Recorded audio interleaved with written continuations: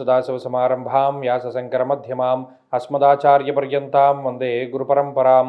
జ్యోతిష్శాస్త్రాన్ని భావితరాల వారికి ప్రసాదించిన ఋషుల యొక్క పాదపద్మాలకి నమస్కారం చేసుకుంటూ, అలాగే నాకు జ్యోతిష విద్యను నేర్పిన గురువర్యులు జ్యోతిష బ్రహ్మ కీర్తిశేషులు శ్రీ ఈరంకి సూర్యనారాయణమూర్తి గారు, సూర్యశ్రీ దైవజ్ఞ గారి యొక్క పాదపద్మాలకి నమస్కారం చేసుకుంటూ, ఓం శ్రీ మహాగణాధిపతి నమః, శ్రీ గురుభ్యో నమః, హరి ఓం.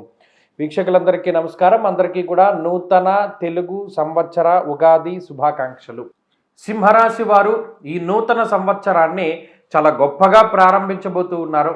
అయితే ఈ రాశి వారికి త్రిగ్రహ యోగం ఉన్నది. అంటే సప్తమ అష్టమ స్థానముల యందు మూడు గ్రహాల చొప్పున 6 గ్రహాల యొక్క సంచారం ఉన్నది.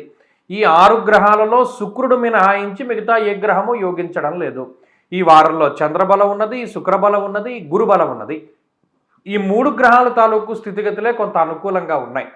అయితే ఈ 3 చాలా వరకు షష్ఠ స్థానమందు చంద్రుడు స్వస్థాన ప్రాప్తిమారోగ్యం అర్ధలాభం యశోముదం అన్నారు. అంటే సొంత ప్రాంతాలకు చేరుకోవడము, లేదా మనసు ఆహ్లాదంగా ఉండేటువంటి ప్రాంతాలకు చేరుకుంటూ ఉండడము, లేదా ఏదైనా మనసుకు నచ్చేటువంటి చర్యలు చేస్తూ ఉండడము, ఇటువంటి వాటిపైన అది ప్రభావాన్ని చూపెడుతూ ఉంటుంది. అలాగే ఈ సప్తమ అష్టమ స్థానముల యందు ఉన్నటువంటి ఈ గ్రహ సంపత్తి ఏదైతే ఉన్నదో అది అనాలోచితమైనటువంటి చర్యలకి కారణమవుతుంది. మీ మైండ్కి మీ నాలికకి ఎప్పుడూ సంబంధం ఉంటూనే ఉండాలి. ఒకవేళ లేకపోతే మాట్లాడకూడదు. అంతేగాని మనం ఎక్కడో ఆలోచన చేస్తూ ఇక్కడ మాట్లాడుతున్నాము అంటే ఇక్కడ ఏదో మనం బయటికి వదిలేస్తున్నట్టే లెక్క.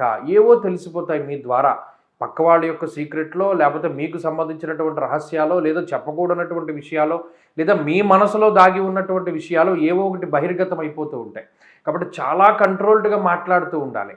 మరీ ముఖ్యంగా కమ్యూనికేషన్ అనగా ఒక పర్సన్ టు పర్సన్ కమ్యూనికేషను దెబ్బతినడానికి అవకాశం ఉంటుంది. అంటే మీరు ఏదైతే డెలివరీ చేస్తారో, అంటే ఇతరులతోటి కమ్యూనికేషన్ చేసేటువంటి విధానంలో ఏదైతే మీరు మాట్లాడతారో అటుపక్క వాళ్ళు దాన్ని తప్పుగా అర్థం చేసుకోవడానికి అవకాశం ఉంటుంది. దానికి కారణం మీ బాడీ లాంగ్వేజ్ కాదు. అంటే మీ శరీరం యొక్క తీరు కొంత ఇబ్బందికరంగా ఉంటుంది. అది ఎందుకు అలా ఉంటుంది అంటే ఈ గ్రహస్థితి వల్లనే. అది తర్వాత మాట్లాడుకుందాం. ప్రత్యేకించి ఆ బాడీ లాంగ్వేజ్ మెయింటైన్ చేస్తూ ఉండాలి. బాగా కోపంగా చూస్తూ అరే బాబు నువ్వు అంటే నాకు చాలా ఇష్టం రా అన్న మాటలు మాట్లాడకూడదు. ఇక్కడ మీ బాడీ లాంగ్వేజ్ మీ లాంగ్వేజ్ రెండు ఒకే విధంగా పనిచేయాలి. ఇది ఎందుకు పనిచేయదు అన్నది ఈ వారంలో మీకు తెలుస్తూ ఉంటుంది. అలాగే బాగా కష్టపడి వచ్చినా లేదా బాగా శ్రమపడి వచ్చినా నా కష్టాన్ని ఎవరూ గుర్తించట్లేదు, లేదా నేను ఎంత కష్టపడి వచ్చినా మళ్ళీ నాకు పనులు చెప్తూ ఉన్నారు, అందుకని ఈ కోపంలో ఇలా మాట్లాడుతున్నాను, ఈ బాధలో ఇలా మాట్లాడుతున్నాను అని సంజాయిషి చెప్పుకున్నా ఎవడు వినరు. ఎలా ఉన్నా అందంగా మాట్లాడాలి. ఈ మాట వల్ల ఈ వారంలో వచ్చేటువంటి సమస్యలు అధికము. కాబట్టి సింహరాశి వారి విషయాన్ని దృష్టిలో పెట్టుకోవాలి. మరిన్ని శుభ ఫలితాల కోసం ఈ రాశివారు గణపతి ఆరాధన చేస్తూ ఉండడం చెప్పదగినటువంటి సూచన.